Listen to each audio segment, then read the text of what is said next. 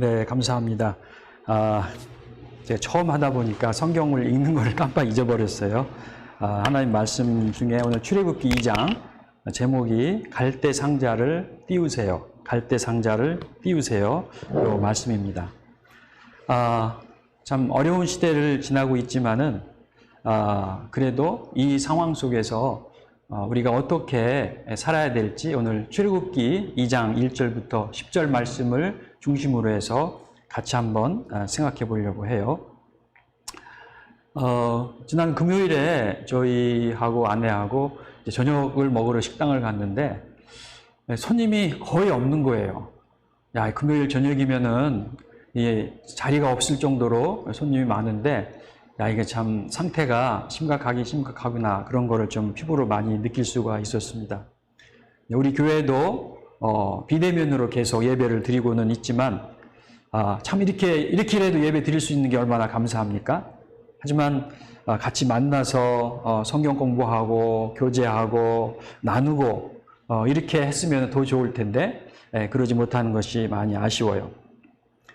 참 이런 그 어려운 시대에 여러분의 가정, 또 여러분의 직장, 여러분의 학교, 그리고 여러분의 그 일상의 삶은 어떤지, 잘 되어가고 있는지, 아니면 어떤 어려움을 겪고 있는지 궁금합니다.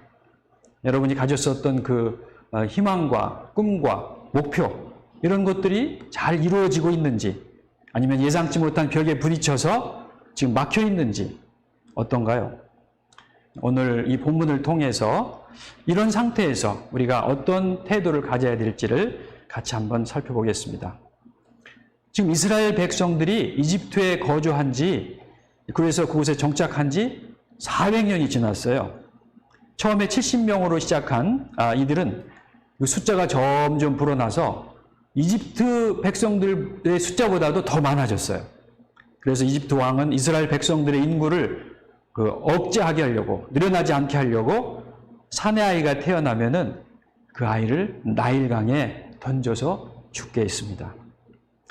그 당시 이스라엘 백성 중에 레위 가족 중에 한 청년이 있었는데 같은 레위 족속 한 레위 여자와 결혼을 했어요. 출애굽기 6장에 보면은 그 부부의 이름이 나오는데 아므람하고 요게벳이라는 부부가 나옵니다. 이들 사이에 아이가 태어납니다. 2절에 보면은 이 아들이 잘생긴 아들이라고 기록하고 있어요. 히브리서 11장에서도 아름다운 아들이다 이렇게 표현하고 있습니다. 얼마나 예쁘고 귀여웠겠어요. 그 태어난 아이를 바라보며, 하지만 이 부부의 입에서는 한숨이 그치질 않습니다. 그들의 눈에서는 눈물이 마르질 않아요. 바로 왕의 법에 따라서 그 눈에도 아프지 않을 아이를, 갓난 아이를 버려야 했기 때문이죠. 하지만 이 아므람, 요게벳 이 부부는 아이를 버리지 않고 집에서 몰래 키우기 시작했어요. 그 갓난 사내 아이의 울음소리를 이웃에 들리지 않게 하려고 꼭 숨기고 살았습니다. 그게 쉬운 일이었겠어요? 부모는 죽음을 각오하고 그 아이의 울음소리를 자기 품으로, 가슴으로 막았겠죠. 그래서 히브리서는 그 부모의 결단을 아주 높이 평가해서 믿음 있는 행동이었다라고 기록하고 있습니다. 히브리서 11장 23절에 믿음으로 부모는 석 달 동안 아기를 숨겨두었습니다. 부모는 그 왕의 명령을 두려워하지 않았습니다. 라고 말하고 있습니다. 아이가 태어난 지 석 달이 지났어요. 모세의 부모는 석 달 동안 아이의 울음소리를 막을 때까지 막아보았습니다. 그러나 더 이상 그 울음소리를 막을 길이 없었어요. 자꾸만 커져가는 그 아이의 울음소리를 두 사람의 그 품으로, 가슴으로 막기에는 너무 무리였습니다. 성경은 그 부모의 마음을 이렇게 표현합니다. 3절에 보면은 더 이상 숨길 수가 없어서, 더 이상 숨길 수가 없었어요. 더 이상 품을 수가 없었어요. 더 이상 감당할 수가 없었어요. 이제 90일 된 이 아이, 여러분, 아이가 제일 이쁠 때가 언제예요? 100일 때라고 그래요. 엄마와 눈을 마주치고 빵긋빵긋 웃는 모습을 보면, 그리고 어딜 가도 그 아이의 모습이 눈에 밟히잖아요. 그 아이를 어떻게 강물에 던질 수가 있단 말입니까? 부모는 상자를 만듭니다. 갈대로 상자를 만들어요. 이 갈대로 만든 상자, 뭐 이게 얼마나 튼튼하겠어요? 얼마나 약하겠어요? 부모는 그 갈대 상자 겉에 역청을 바르고 송진을 바릅니다. 그 갈대 상자를 방수 처리하기 위해서 그 물에 떠 있는 동안 그 물이 상자 속으로 스며들지 않게 하려고 그렇게 칠한 거죠. 그리고 엄마는 아기를 갈대 상자에 눕혀요. 그리고 나일 강가 갈대밭 사이에 그 상자를 띄웁니다. 사랑하는 아들을 강물에 띄웁니다. 갈대 상자를, 아니 자기 아들을 강물 위에 띄워 보내야 했던 그 엄마의 심정을 여러분 상상해 보셨습니까? 이제 그 아기는 의지할 데가 없어요. 돌봐줄 사람이 없어요. 흘러가는 강물을 따라서 멀리 멀리 떠내려가서 다시는 돌아오지 못할 곳으로 가버릴 수도 있습니다. 그 불어대는 강바람에 갈대 상자가 뒤집힐 수도 있어요. 아니 물이 새서 강바닥에 가라앉을 수도 있어요. 아이의 울음소리만 나일강 주변에 울려 퍼지기 시작합니다. 엄마는 그 갈대 사이에 떠있는 그 갈대 상자를 차마 바라보지 못해요. 여러분이 아시는지 모르겠지만 요게벳의 노래라는 그 찬양이 있어요. 여러분이 나중에 꼭 한번 들어보세요. 그 찬양에 그 요게벳 엄마의 마음을 이렇게 표현합니다. 어떤 마음이었을까? 그녀의 두 눈엔 눈물이 흐르고 흘러. 동그란 눈으로 엄마를 보고 있는 그 아이와 입을 맞추고 상자를 덮고 강가에 띄우며 간절히 기도했겠지.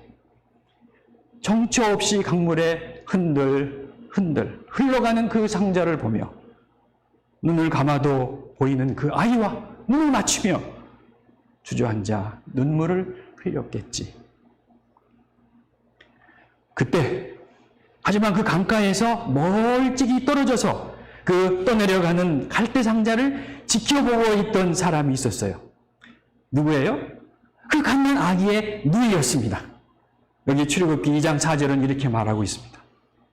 그의 누이가 어떻게 되는지를 알려고 멀리 섰더니, 어떻게 되는지 알려고, 저 아이가, 저 갈대 상자가 어떻게 되는지 알려고 거기서 서서 보고 있었어요. 이 갈대 상자는 과연 어떻게 될까? 이 아이는 과연 어떻게 될까? 그 초라한 갈대 상자에 눕혀있는 그 아이, 흘러가는 나일강 위에 떠있는 이 아이, 그 바람 속에서 넘치는 물결 속에서 차오르는 강물 속에서 과연 이 아이는 어떻게 될까? 여러분, 그 갈대 상자를 강물에 띄었다는 것은 뭘 의미할까요? 그 아이를 더 이상 감당할 수 없어서 이제는 포기했다 그런 뜻일까요? 그 아이를 이제는 버렸다 그런 뜻일까요? 아니에요. 버렸다는 것이 아니고 포기했다는 것이 아니고 맡겼다는 뜻입니다. 지금까지 내가 할 수 있는 것은 다 했어요. 그러나 이제 나는 할 수가 없어요. 이제 이 아이를 맡기는 거예요. 누구한테 맡길까요? 그 나일강에 맡기는 것일까요? 아니죠. 이 세상에 맡기는 것일까요? 아니죠. 이 모든 것을 아시고 주관하시는 하나님의 손에 맡기는 것입니다. 하지만 지금 눈에 보이는 것은 하나님이 아니고 강물뿐이에요. 육신의 눈으로는 보이지 않지만 믿음의 눈으로 보니 강물 뒤에서 역사하시는 하나님이 보여요. 육신으로 느껴지는 것은 불어오는 차가운 강바람이지만 그러나 믿음의 눈으로 보니 그 뒤에 불어오는 성령의 바람이 느껴지는 거예요. 그 하나님께 아이를 맡겼다는 것입니다. 그 하나님의 손에 아이를 맡기는 것이죠. 여러분, 자, 그렇다면 이제 여러분 자신, 우리 자신의 삶을 한번 되돌아봅시다.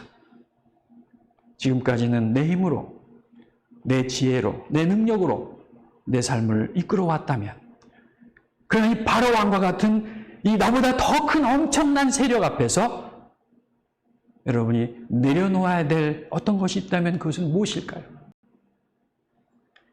나 혼자서, 아니 우리 가족만으로 도저히 해결할 수 없는 그 무엇이 있다면 그것이 무엇일까요?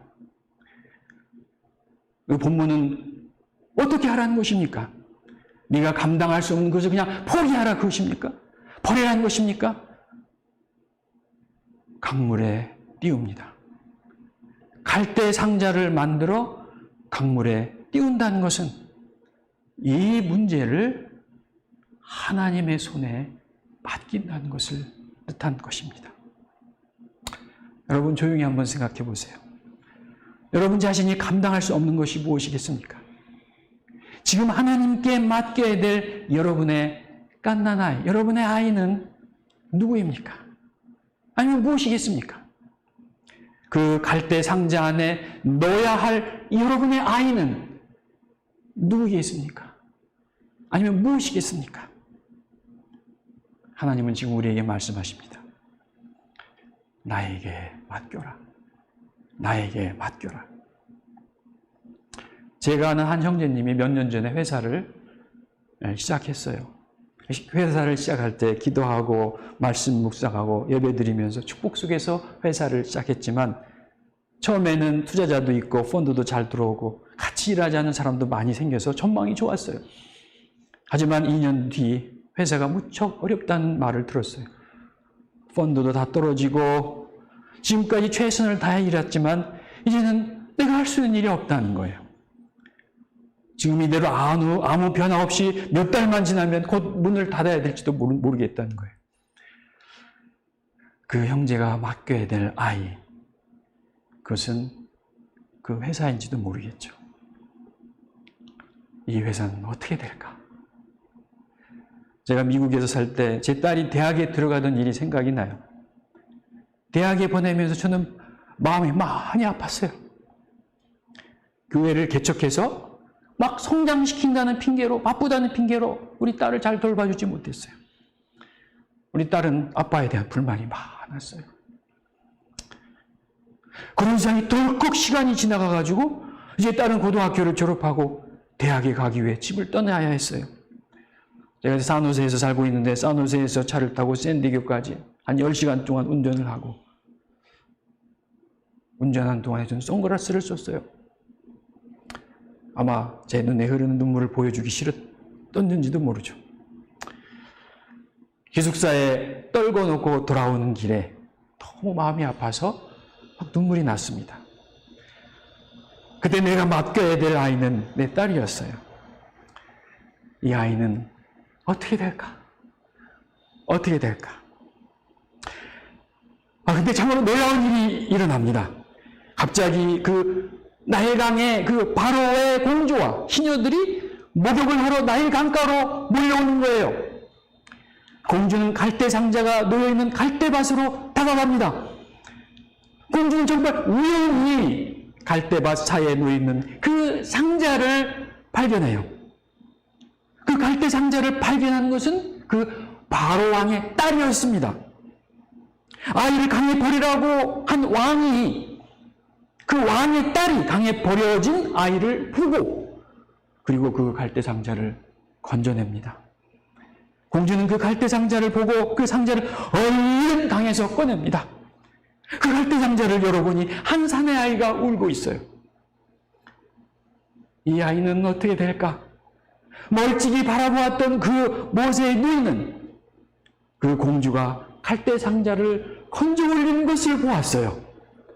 그 공주가 갈대 상자를 열어보았을 때 울고 있는 사나이를 보고 불쌍히 여기는 그 공주의 모습을 보았어요.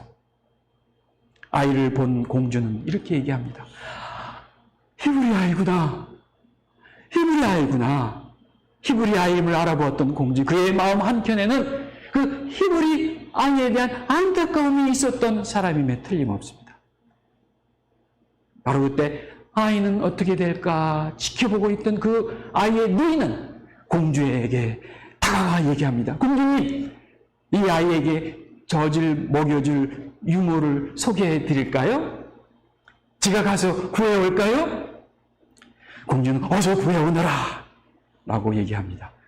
이 누이는 공주에게 누구를 데려왔을까요? 이 아이의 생모인 그 모세의 엄마인 요게벳을 데리고 옵니다. 이 친엄마보다 더 나은 유고가 어디 있겠어요? 이 갈대상자는 엄마 요게벳과 아이를 떨어뜨려 놓았지만, 아니 그 갈대상자는 다시 그 아이를 엄마의 품에 다시 데려다 주었어요. 갈대상자. 그러고 보니 이 갈대상자는 이 어린 모세를 나일강에 묻히게 하는 상자가 아니고 그 어린 모세를 나일강에서 건져주는 상자가 되었어요. 갈대상자. 이 단어를 보면 참 재미있어요. 이 킹제임스 성경에는 이 갈대상자라고 할 때 상자를 상자라고 하지 않았고 바스킷, 바구니라고도 하지 않았고 뭐라고 했는지 아세요? ark, 방주라고 했어요. 방주. 여러분, ark, 방주하면 누가 생각나요?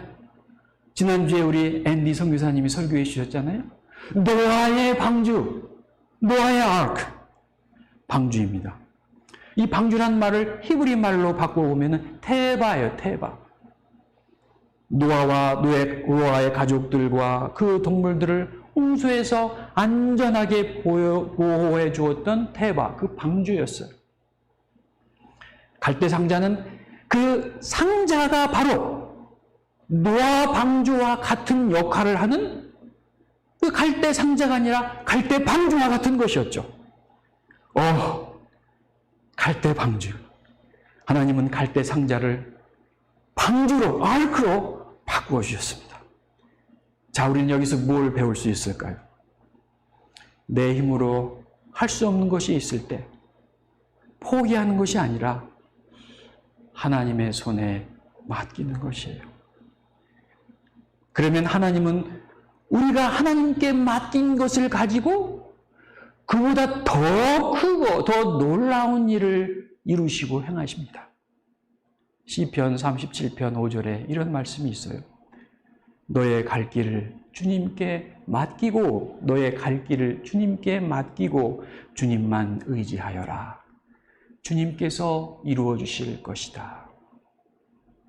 하나님의 손에 맡겨진 그 아이 모세를 통해서 하나님은 어떤 일을 이루셨습니까? 이집트 땅에 있는 모든 이스라엘 백성들을 출애굽 구원하시는 일을 하셨습니다. 구원의 방주가 되게 하셨어요. 얼마나 놀라운 일입니까? 우리 인생을 살아갈 때 요즘과 같이 예상치 못한 일들이 생길 때가 있어요. 한 번도 경험해보지 않은, 겪어보지 못한 일들을 겪을 때가 있어요. 우리 힘으로 도저히 넘을 수 없는 벽에 부딪힐 때가 있어요. 한계 상황이 올 때가 있어요. 내가 감당할 수 없을 때가 있어요. 그럴 때 하나님은 말씀하십니다. 낙심하지 말고 포기하지 말고 내게 맡겨라. 그리하면 그것을 통해서 하나님은 더 크고 놀라운 일을 행하신다라고 말씀하십니다. 여러분, 지금 여러분이 가지고 있는 문제는 뭐예요? 강물에 뛰어보내야 할 여러분의 그 아이는 누구예요? 무엇이에요? 그 갈대 상자에 넣어야 할 그 아이는 무엇일까요? 이걸 생각하면서 우리 소급으로 이제 나누어서 그걸 한번 생각해 보십시다. 혹시 집에 혼자 계신 분들은 기도하시면서 생각하는 것을 한번 적어 보시고 옆에 같이 계신 분이 계시면 이 문제를 같이 나누어 보세요. 그리고 그것을 한번 채팅방이든지 거기에 올려주시면 좋겠습니다. 문제 두 가지가 나와요. 1번은 지금 당신이 갈대 상자에 넣어 하나님께 맡겨야 될 아이는 누구일까요? 아니면 무엇일까요? 1번. 2번. 그 갈대 상자, 그 방주와 같다고 그랬죠? 그걸 통해서 하나님은 앞으로 어떤 일을 이루실 것 같습니까? 그걸 통해서 하나님은 어떤 일을 이루실까요? 자, 같이 우리 이 문제를 생각하고 그리고 같이 이제 잠시 후에 여러분이 생각한 것들을